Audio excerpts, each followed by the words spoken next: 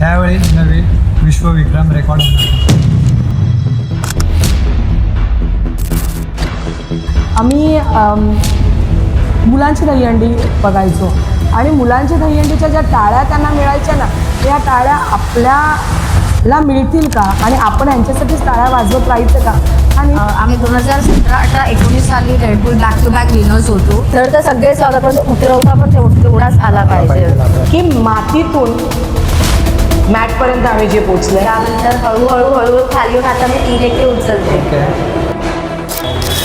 दहीहंडीच्या प्रॅक्टिसला मला त्या मैदानात पोचायचं ही तुमच्यात आतुरता असली पाहिजे. की ताई बोललेल्या आम्हाला की तुम्ही त्यांना कॉल केला की नाही मला वरतीच चढायचे, मला यावर्षी घरात वरतीच चढायचं. तर त्यामागची स्टोरी काय? फोन केला की मला हाईटची अजिबात भीती नाही आणि मला जायचं आहे तर वरच जायचं आहे, मी खाली अजिबात थांबणार नाही.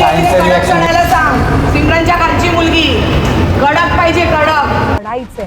माझ्या वरची चढते, आता मला पेन होते, माझा खांदा दुखतोय, माझ्या पायामध्ये क्रॅम्प येतोय, पण नाही. आम्ही पार्ले स्पोर्ट्स क्लबच्या मुली अमेरिकेला 2014ला गेलेलो.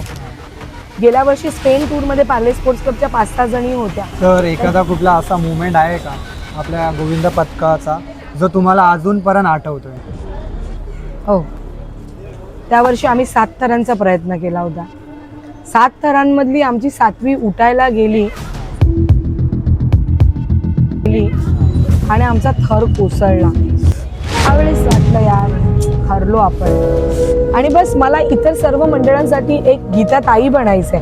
पार्ले स्पोर्ट्स क्लब कॉम्पिटिशन कधीच नाही करणार, कधीच म्हणजे कधीच नाही करणार. मी येणाऱ्या 10 वर्षामुळे दहीहंडीकडे बघण्याचा दृष्टिकोन नक्कीच लोकांचा बदलेल. विश्वविक्रम तर यावर्षी नक्कीच होईल. पार्ले स्पोर्ट्स क्लब करेल. काय होईल ते तुम्ही 5 सप्टेंबरला बघा.